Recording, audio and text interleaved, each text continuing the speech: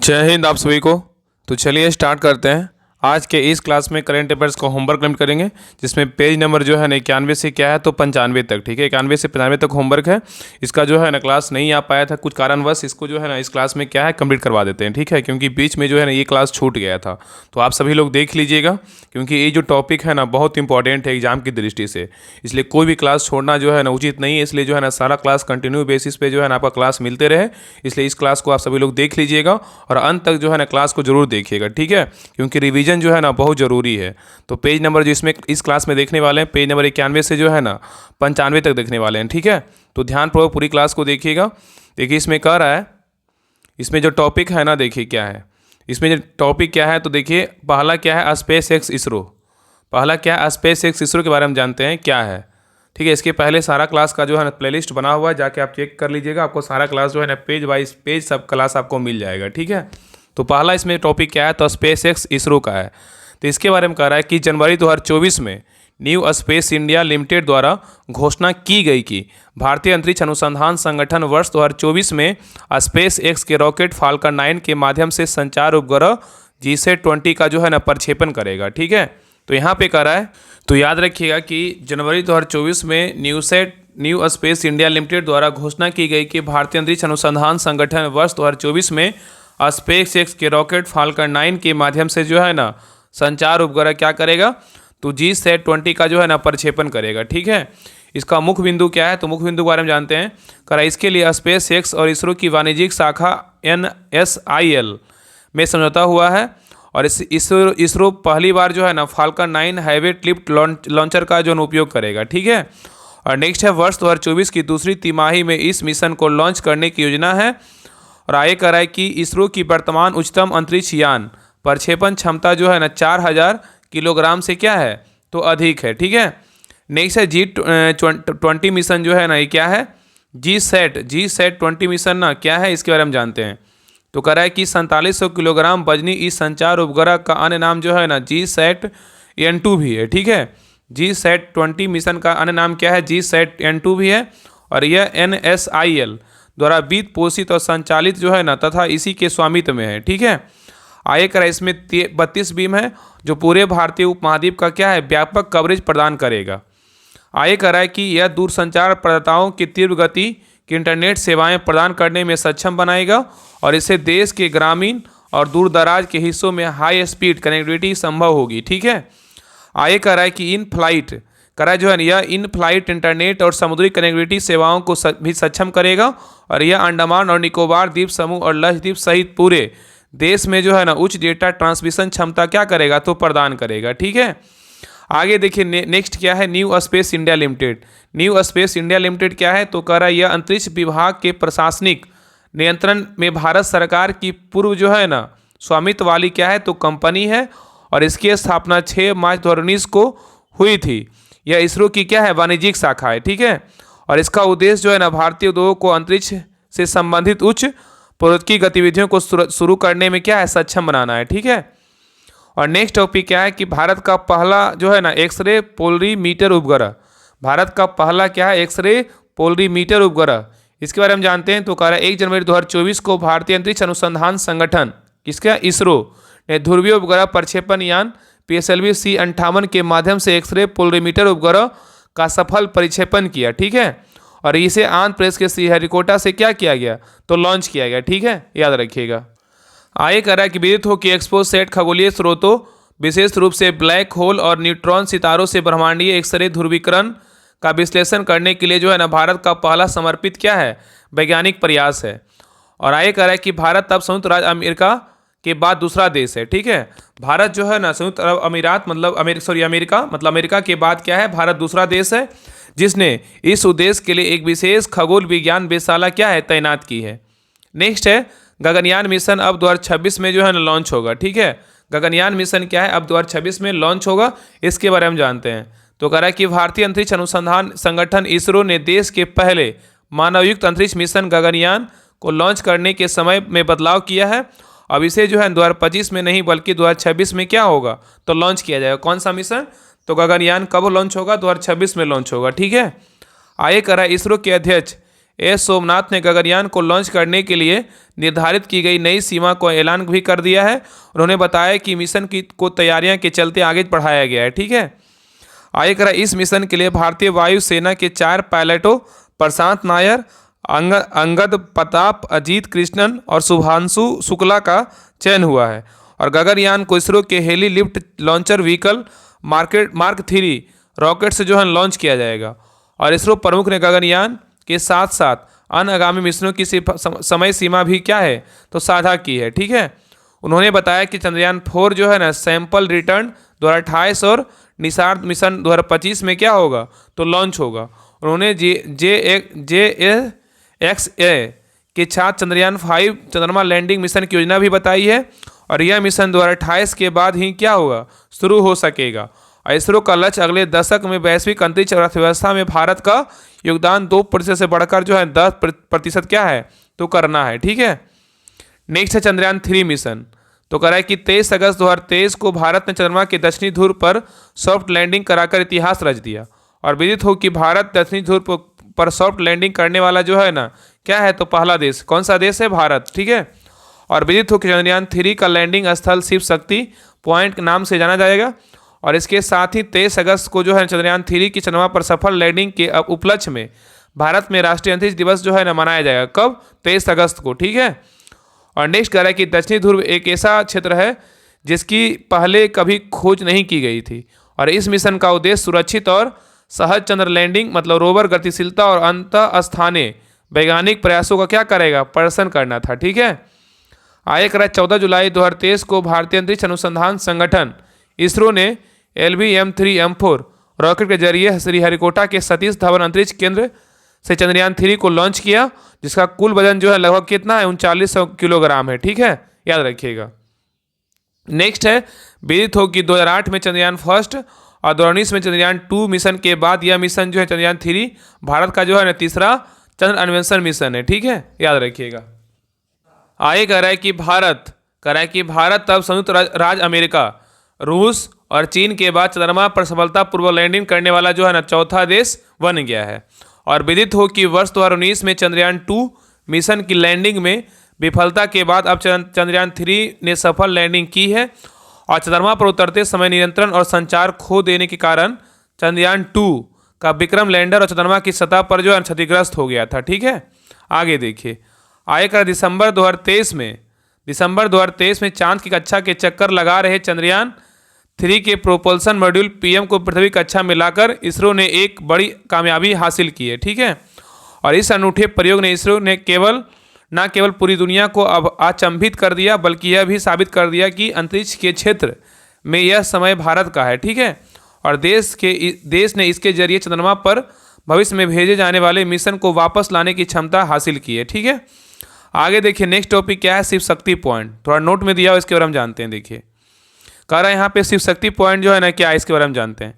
तो कह रहा है चंद्रयान 3 मिशन के विक्रम लैंडर ने चंद्रमा के जिस हिस्से को छुआ था उसे मार्च 2024 में अंतर्राष्ट्रीय खगोलीय संघ IEAU ने आधिकारिक तौर पर शिव शक्ति नाम दिया। ठीक है, और सबसे पहले प्रधानमंत्री नरेंद्र मोदी ने लैंडिंग स्थल को 26 अगस्त 2023 को शिव शक्ति के नाम से पहचान दी थी। और यह इस घोषणा के लगभग 7 महीने के बाद IAEU ने मंजूरी दे दी। और चंद्रयान 3 भारतीय अंतरिक्ष अनुसंधान संगठन इसरो का मिशन था और IAEU की ओर से शिव शक्ति पॉइंट को 19 मार्च 2024 को जो है ना मंजूरी दे दी गई। ठीक है, नेक्स्ट है भारत। कह रहा है कि भारत जो है चंद्रमा के दक्षिणी ध्रुव पर पहुंचने वाला कौन बना पहला देश बना। ठीक है, भारत चंद्रमा के दक्षिणी ध्रुव पर पहुंचने वाला कैसा देश बना तो पहला देश बना।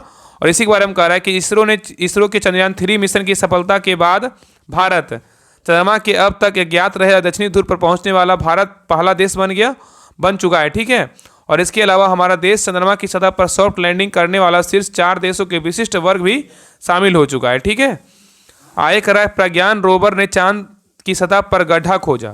प्रज्ञान रोवर ने जो है ना चांद की सतह पर क्या खोजा गड्ढा खोजा।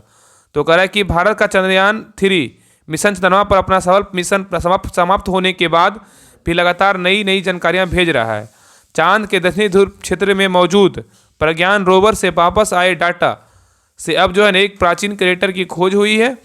अहमदाबाद स्थित भौतिक अनुसंधान प्रयोगशाला ने वैज्ञानिकों के अनुसार प्रज्ञान ने लैंडिंग स्थल के पास 160 किलोमीटर चौड़े एक पुराने दबे गड्ढे के बारे में पता लगाया है। ठीक है, नेक्स्ट आगे देखिए, कह रहा है कि अंतर्राष्ट्रीय अंतरिक्ष मिशन या सेटेलाइट क्या है, परियोजना है। अंतर्राष्ट्रीय अंतरिक्ष मिशन सेटेलाइट यह है, परियोजना है। यहाँ पे देखिए मिशन सेटेलाइट परियोजना दिया हुआ है। यहाँ पे लॉन्च का समय, उपलब्धि का समय है और विशेष इसका मतलब तथ्य क्या है, इसके बारे में जानते हैं। तो पहला जो परियोजना क्या है, Europa clipper mission. Europa clipper mission को जो है लॉन्च का जो समय था, ये 14 अक्टूबर 2024 को लॉन्च किया गया था। और इसका उद्देश्य क्या था, तो इसका उद्देश्य बृहस्पति ग्रह के उपग्रह यूरोपा का अध्ययन करना था। ठीक है, नेक्स्ट है क्रू 9 मिशन। क्रू 9 मिशन का जो है ना मतलब लॉन्च करने का समय क्या, कब था, ये कब लॉन्च हुआ था, 28 सितंबर 2024 को लॉन्च हुआ था। और इसका उद्देश्य जो है ना, क्रू 9 मिशन का उद्देश्य क्या है, तो इसका उद्देश्य अमेरिकी अंतरिक्ष यात्री सुनीता विलियम्स और बुच विल्मोर को वापस लाना, और इस मिशन को फाल्कन 9 रॉकेट से जो है लॉन्च किया गया। ठीक है, नेक्स्ट है बेपी कोलोबो मिशन। ये कब लॉन्च हुआ था, वर्ष 2026 में बुध की कक्षा में प्रवेश करेगा। ठीक है, मतलब 2026 में जो है ना बुध की कक्षा में क्या करेगा, प्रवेश करेगा। इसका उद्देश्य क्या है, यूरोपीय अंतरिक्ष एजेंसी और जापान एरोस्पेस एक्सप्लोरेशन एजेंसी का बुध ग्रह के लिए संयुक्त मिशन है। इसका उद्देश्य बुध का व्यापक अध्ययन करना है। ठीक है, नेक्स्ट है चंद्रमा पर light house lunar node first. यह चंद्रमा पर लाइट हाउस के रूप में कार्य करेगी और यह जो है ना नासा की चांद की सतह पर एक लाइट हाउस स्थापित करने की योजना है। नेक्स्ट है जियो स्टेशनरी ऑपरेशनल एनवायरमेंटल सेटेलाइट। जियो स्टेशनरी ऑपरेशनल एनवायरमेंट सेटेलाइट जो है ना, ये कब लॉन्च हुआ था, जुलाई 2024 में लॉन्च हुआ था। और इसका उद्देश्य जो है ना, यह एक नासा का उन्नत मौसम उपग्रह है जिसे स्पेस एक्स के फाल्कन हैवी रॉकेट पर जो है ना लॉन्च किया गया था। ठीक है, नेक्स्ट योजना क्या है, हाइड्रोन जो है ना परियोजना। ये कब लॉन्च हुआ था, तो ये जून 2024 में घोषणा, 2027 में जो है 29 के बीच जो है लॉन्च होगा। ठीक है, अभी लॉन्च हुआ नहीं है, 2024 में घोषणा हुआ है, 2027-29 के बीच जो है लॉन्च होने की योजना है। ठीक है, और इसका उद्देश्य क्या है, यूरोपीय अंतरिक्ष एजेंसी की अंतरिक्ष आधारित इंटरनेट के लिए अपना स्वयं उपग्रह नेटवर्क विकसित करने की योजना है। नेक्स्ट है क्या है, चेंज 6। ये कब होगा, ये कब हुआ था, 3 मई 2024 को लॉन्च हुआ था।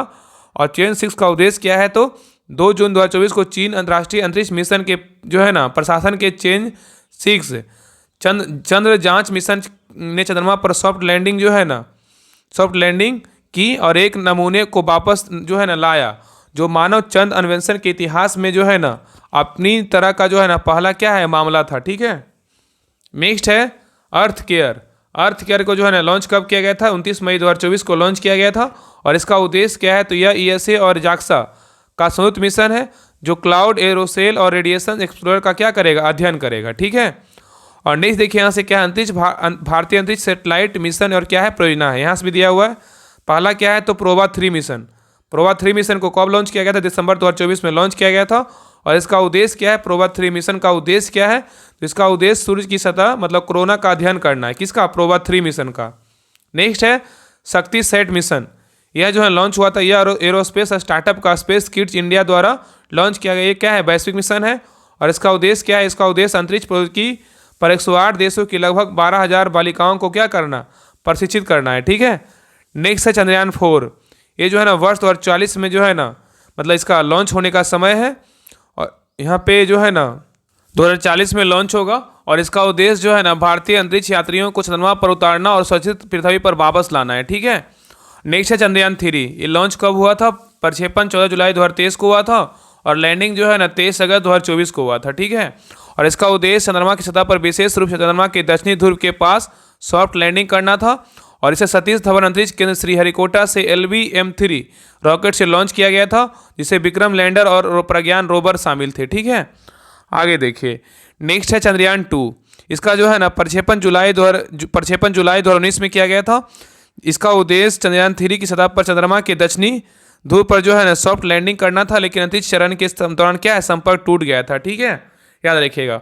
और चंद्रयान 2 जो था ना, ये GSLV MK3 रॉकेट से जो है ना प्रक्षेपित किया गया था। ठीक है, याद रखिएगा। नेक्स्ट है चंद्रयान 1। इसका प्रक्षेपण जो है ना अक्टूबर 2008 में किया गया था। और जो है ना प्रक्षेपण यान PSLV क्या है, C11 से लॉन्च किया गया था।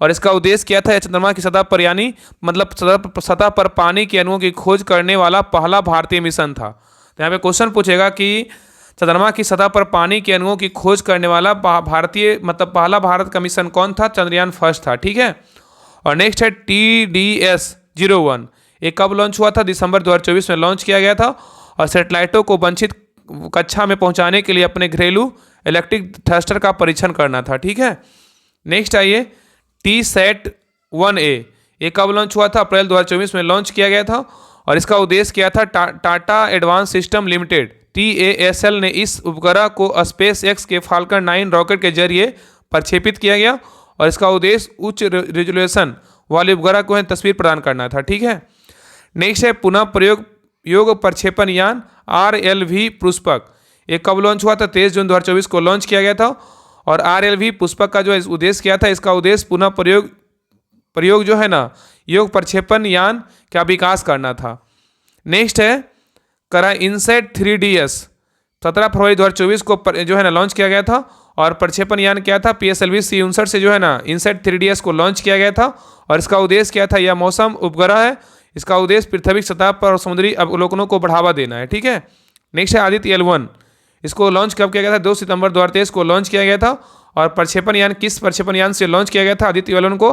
तो PSLV C-57 से जो है लॉन्च किया गया था। ठीक है, और इसका उद्देश्य क्या था? सूर्य के कोरोना का अध्ययन करना। कौन सा मिशन का था? आदित्य L1 का। नेक्स्ट है NBS-01, ये लॉन्च कब किया गया था? 29 मई 2023 को लॉन्च किया गया था और इसका प्रक्षेपण यान GSLV F10 से जो है लॉन्च किया गया था और NBS-01 का उद्देश्य क्या है? यह एक नेविगेशन सेटेलाइट है, यह 20 मीटर तक जो है ना सटीक पोजीशन बता सकता है। ठीक है, नेक्स्ट है एक्सपोसैट, इस लॉन्च कब किया गया था? 1 जनवरी 2024 को लॉन्च किया गया था और एक्सपोसैट किस प्रक्षेपण यान से लॉन्च किया गया था? तो PSLV C-58 से लॉन्च किया गया था और इसका उद्देश्य एक्सपोसैट खगोलीय स्रोतों विशेष रूप से ब्लैक होल और न्यूट्रॉन तारों में ब्रह्मांडीय एक्सरे ध्रुवीकरण का जो है विश्लेषण करना है। ठीक है, आगे देखिए, नेक्स्ट देखिए यहाँ चैप्टर क्या है? यहाँ से न्यू चैप्टर है पर्यावरण एवं जैव विविधता है। ठीक है, आगे देखिए सब सारा जो है टॉपिक का नाम दिया हुआ है, डायरेक्ट हम टॉपिक पे आते हैं। तो पहला क्या है? अंतर्राष्ट्रीय सौर गठबंधन। ठीक है, पहला क्या है? अंतर्राष्ट्रीय सौर गठबंधन के बारे में जानते हैं, ये क्या है? तो कह रहा है नवंबर 2024 में अर्मेनिया अपनी हरित ऊर्जा नीति के विजन को आगे बढ़ाते हुए अंतर्राष्ट्रीय सौर गठबंधन में 104वें सदस्य के रूप में क्या हुआ? तो शामिल हुआ। कौन सा देश? अर्मेनिया। ठीक है, अंतर्राष्ट्रीय सौर गठबंधन में आगे करा उल्लेखनीय है कि नवंबर 2024 तक अंतर्राष्ट्रीय सौर गठबंधन 120 सदस्य और हस्ताक्षर देशों के साथ एक अंतर्राष्ट्रीय संगठन है।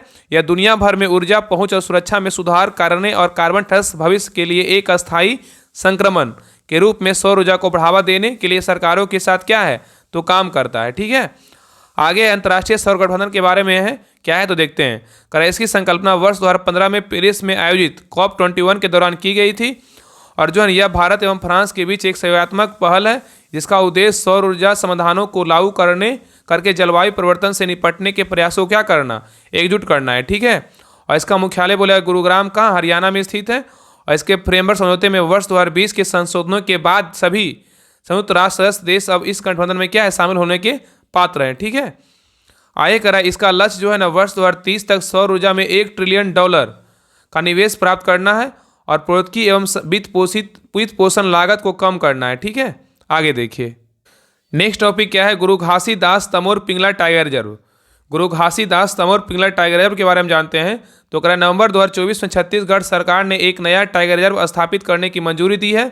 इसका नाम गुरु घासीदास तमोर पिंगला टाइगर रिजर्व रखा जाएगा और यह देश का जो है तीसरा सबसे बड़ा क्या है?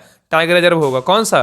तो गुरु घासीदास तमोर पिंगला टाइगर रिजर्व देश का क्या होगा? तीसरा टाइगर रिजर्व होगा। ठीक है, और यह छत्तीसगढ़ के उत्तरी भाग में मध्य प्रदेश और झारखंड की सीमा से लगा हुआ है और इसे गुरु घासीदास राष्ट्रीय उद्यान और तमोर पिंगला वन अभ्यारण्य को मिलाकर बनाया जाएगा और इसमें बाघ, तेंदुए, लकड़बग्घा, सियार, भेड़िए, बाघू, भालू, चिंकारा और चीतल आदि क्या है? जानवर पाए जाते हैं। ठीक है, और यह छत्तीसगढ़ में चौथा टाइगर रिजर्व होगा और विदित हो कि वर्तमान समय में छत्तीसगढ़ में 3 टाइगर रिजर्व हैं। कौन कौन? पहला उदंती सीता नदी टाइगर रिजर्व और दूसरा अचान कमार टाइगर रिजर्व और तीसरा क्या? Indravati tiger reserve. ये 3 जो है ना टाइगर रिजर्व है और चौथा कौन बनेगा? गुरु घासीदास। ठीक है, और नेक्स्ट है करा उल्लेखनीय है कि आंध्र प्रदेश का नागार्जुन सागर श्रीशैलम टाइगर रिजर्व देश का सबसे बड़ा टाइगर रिजर्व है और उसके बाद असम का मानस टाइगर रिजर्व देश का दूसरा टाइगर रिजर्व है। ठीक है, तो पहला बोलेगा देश का टाइगर रिजर्व सबसे बड़ा कौन सा है? तो क्या होगा? नागार्जुन श्रीशैलम। और दूसरा बोलेगा तो असम में कौन सा है?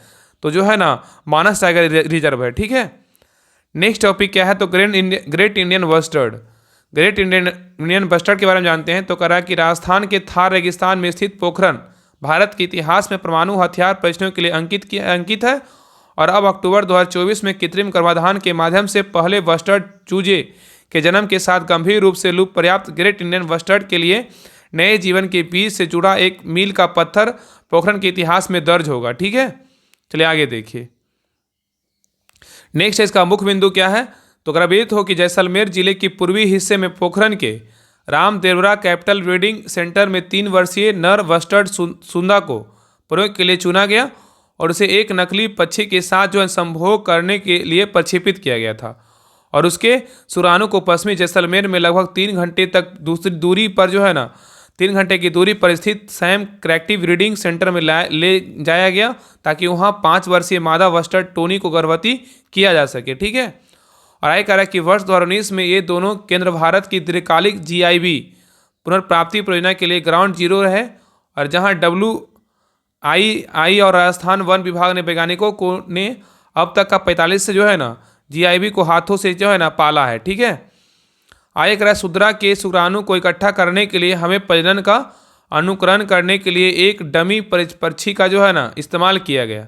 ठीक है, जब यह महसूस किया गया कि यह ठीक से अनुकूलित हो गया है तो इससे डमी के साथ प्रजनन कराया गया और इसके शुक्राणु को इकट्ठा किया गया और संग्रहित किया गया और सुरक्षित रूप से जो है ना सैम सुविधा में ले जाया गया जहां मादा बस्टर्ड टोनी को गर्भवती किया गया। ठीक है, आय करा कि WII के वैज्ञानिक द्वारा सितंबर 2024 के तीसरे सप्ताह में शुक्राणु को ले जाया गया और बस्टर्ड की गर्भधारण अवधि के कुछ दिनों से लेकर अधिकतम 6 सप्ताह तक होती है और टोनी ने गर्भधारण के प्रति अच्छी प्रतिक्रिया दी और उसने 3 दिनों के भीतर अंडे दिए। ठीक है, और 16 अक्टूबर 2024 को एक अंडा जो है ना फूटा जिसमें जो है ना बच्चे का क्या हुआ तो जन्म हुआ। ठीक है, और विदित हो कि सहायक प्रजनन के माध्यम से जन्मा यह पहला GIB क्या था, चूजा था। ठीक है, आय करा GIB प्रजाति विलुप्त होने के कगार पर है।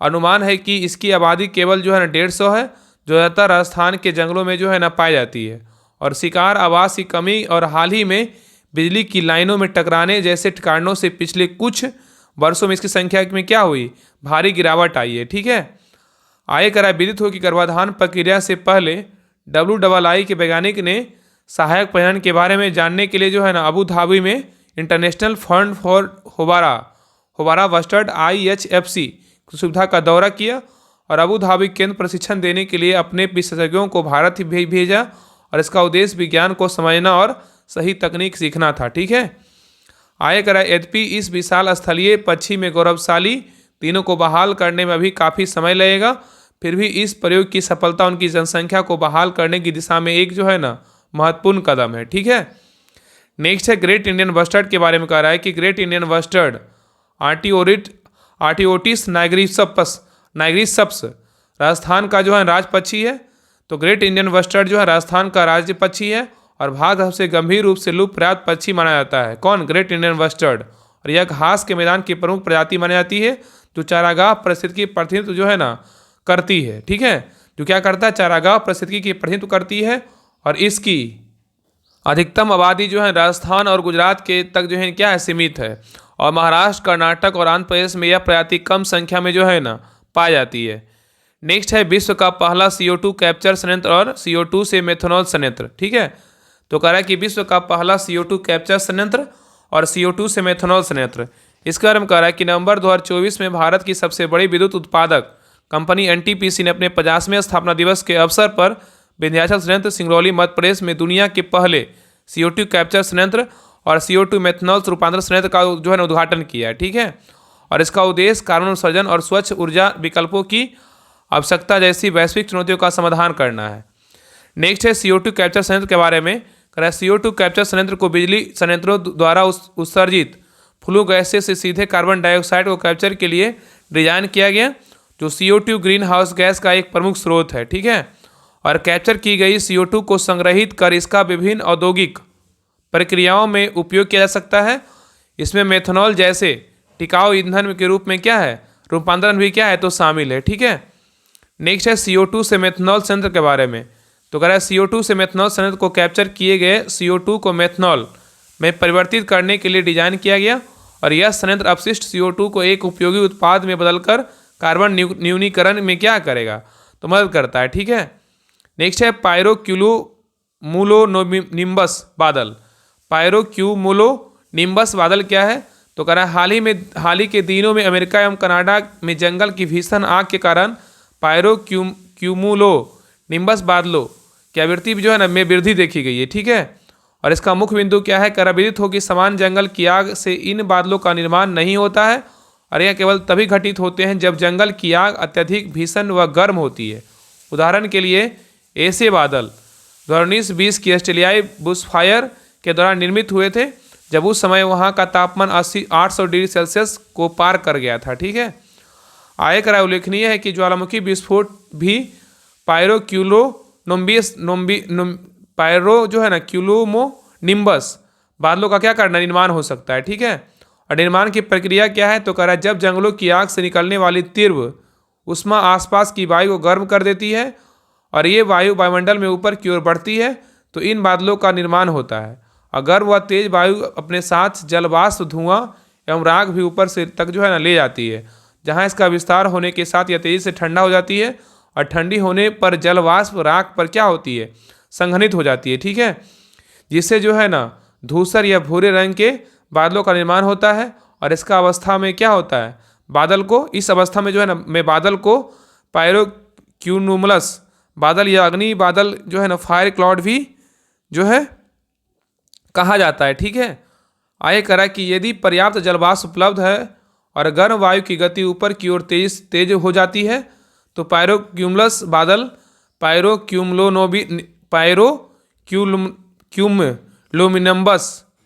पायरो जो है ना क्यूमुलोनिम्बस बादल को विकसित हो सकते हैं, ठीक है। ऐसा नाम रहता है ना कि लग रहा है कि एकदम, तो कह रहा है ना कि यह यदि कह रहा है कि यदि पर्याप्त जलवाष्प जो है ना उपलब्ध है और गर्म वायु की गति ऊपर की ओर तेज हो जाती है तो पायरोक्यूमुलस बादल पायरोक्यूमुलोनिम्बस बादल में विकसित हो सकते हैं और ये बादल 50,000 फीट की ऊंचाई तक जो है ना पहुंच सकते हैं और अपने स्वयं के तूफान तंत्र को क्या कर सकते हैं? तो विकसित कर सकते हैं, ठीक है। आगे देखिए कह रहा है पायरोक्यूमुलोनिम्बस बादल त्वरित झंझा से बिजली पैदा कर सकते हैं जिससे मुख्य भाग से कई किलोमीटर दूर नई वनगिन का खतरा उत्पन्न हो सकता है। और इन बादलों के कारण वायु की गति भी तेज हो जाती है जिससे वनडिंग जो है तेजी से और अप्रत्याशित रूप से जो है ना फैल सकती है, ठीक है। आगे देखिए नेक्स्ट टॉपिक क्या है? तो living planet report 2024। Living planet report 2024 ये क्या है? तो कह रहा है अक्टूबर 2024 में वन जीवों की स्थिति के संदर्भ में विश्व वन जीव कोष द्वारा लिविंग प्लेनेट रिपोर्ट जारी की गई है। यह द्विवार्षिक रिपोर्ट है और इसका मुख्य बिंदु क्या है? तो इस रिपोर्ट के अनुसार वर्ष 1970 से 2020 के दौरान इस रिपोर्ट के अनुसार वर्ष 1970 से 2020 के दौरान पिछले 50 वर्षों में वन जीव आबादी के औसत आकार में 73% के जो है ना वृद्धि में गिरावट आई है, ठीक है। और यह गिरावट वर्ष 2022 की रिपोर्ट में 69% थी और वन जीव आबादी में सबसे तीव्र गिरावट लैटिन अमेरिका एवं कैरेबिया में 95%, अफ्रीका में 76%, एशिया प्रशांत में 60% में दर्ज की गई है, ठीक है। और इस रिपोर्ट में सर्वाधिक गिरावट मीठे पानी के पारिस्थितिकी तंत्र में 85% जो है दर्ज की गई है और इसके बाद स्थलीय परितंत्र में 59% जो है ना और समुद्री परितंत्र में 56% की गिरावट दर्ज की गई है, ठीक है। आगे करा इस रिपोर्ट में अमेजन वर्षा वन और प्रवाल भित्तियों जैसे कुछ सबसे मूल्यवान पारिस्थितिकी तंत्रों को खोने के भयावह परिणामों की चर्चा की गई है। आगे करा इस रिपोर्ट में प्रदूषण को एशिया एवं प्रशांत क्षेत्र में वन जीव आबादी के लिए एक अतिरिक्त खतरा बताया गया है जिसमें औसतन जो है ना 60% क्या है? तो गिरावट दर्ज की गई है, ठीक है। आगे करा इस रिपोर्ट में कहा गया है कि जब किसी प्रजाति की आबादी एक निश्चित स्तर से नीचे गिरती है तो वह प्रजाति पारिस्थितिकी तंत्र में अपनी समान भूमिका निभाने में क्या है? सक्षम नहीं हो पाती है, ठीक है। आगे देखिए नेक्स्ट टॉपिक क्या है? चीता परियोजना के 2 वर्ष पूरे हुए। चीता परियोजना के 2 वर्ष पूरे हुए इसके बारे में जानते हैं। तो कह रहा है सितंबर 2024 में प्रोजेक्ट चीता के 2 साल पूरे हुए और विदित हो कि सितंबर 2022 में चीतों का पहला जत्था भारत आया था। आगे कह रहा है कि उल्लेखनीय है कि प्रोजेक्ट चीता को 2022 में भारत में चीतों को फिर से लाने, उनके प्राकृतिक आवास को बहाल करने और जंगली प्रजातियों की एक अस्थायी आबादी स्थापित करने के लिए लॉन्च किया गया था। और यह उन क्षेत्रों में चीतों को फिर से लाने पर केंद्रित है जहां वे कभी स्वतंत्र रूप से जो है ना घूमते थे लेकिन विलुप्त होने के क्या है कगार पर थे, ठीक है। इस परियोजना का उद्देश्य भारत में चीता के उत्पादन के लिए कार्य योजना के तहत हर साल जो है ना 12 से 14 चीते जो है लाना है। ठीक है, तो यहीं पे कह रहा है कि इस परियोजना का उद्देश्य जो है ना भारत में चीता के पुनरुत्पादन के लिए कार्य योजना के तहत हर साल जो है 12 से 14 चीता क्या होगा, तो भारत आएगा।